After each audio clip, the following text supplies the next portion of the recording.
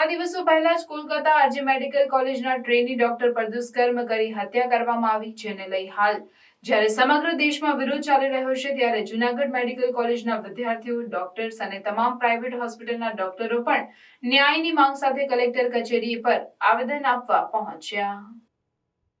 કોલકાતાની ઘટનાને લઈ આજે જૂનાગઢ સિવિલ હોસ્પિટલમાં ઇમરજન્સી સિવાયની તમામ સેવાઓ બંધ રાખવામાં આવી છે. તો બીજી તરફ જૂનાગઢ પ્રાઇવેટ હોસ્પિટલના ડોક્ટરો દ્વારા પણ હોસ્પિટલમાં સારવાર બંધ રાખવામાં આવે છે. ત્યારે કોલકાતામાં જે ડોક્ટર પર દુષ્કર્મ હત્યા કરવામાં આવી હતી, અત્યારે 2 દિવસ પહેલા જૂનાગઢ સિવિલ હોસ્પિટલમાં રાત્રે દર્દીના સગા દ્વારા ડોક્ટર અને નર્સિંગ સ્ટાફ પર જ હુમલો કરવામાં આવ્યો, જેને લઈને 8 આરોપીઓ વિરુદ્ધ એ ડિવિઝન પોલીસ સ્ટેશનમાં ફરિયાદ નોંધવામાં આવી છે. જે મામલે પણ જૂનાગઢ ડોક્ટરોમાં રોષ જોવા મળી રહ્યો છે.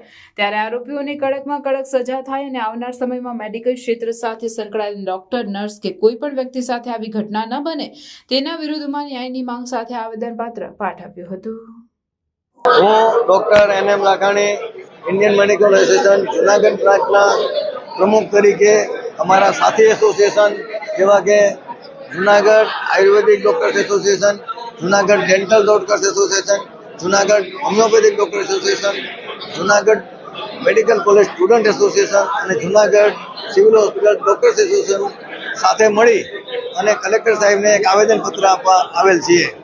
ગઈકાલ રાત્રે સિવિલ હોસ્પિટલની અંદર એક દર્દીનું સારવાર દરમિયાન મૃત્યુ થયેલ અને ત્યારબાદ મૃતકના સગાઓએ ડોક્ટરોને અને મેડિકલ સ્ટાફને ખૂબ માર મારેલ છે અને સિવિલ હોસ્પિટલની અંદર ખૂબ તોડફાડ કરેલ છે.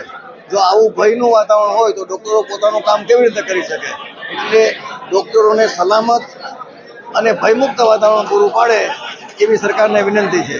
બીજું, થોડા દિવસ પહેલા કલકત્તાની અંદર એક લેડી ડોક્ટર સાથે દુષ્કર્મ કરી અને લેડી ડોક્ટરને ખૂન કરેલ.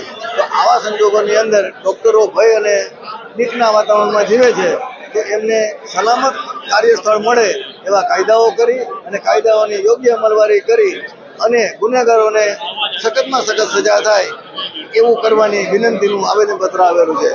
આજે અમે જૂનાગઢના તમામ પ્રકારના ડોક્ટરોએ અમારું કામ બંધ રાખેલ છે. ઓપીડી, ઓપરેશન, ઇમરજન્સી બધું.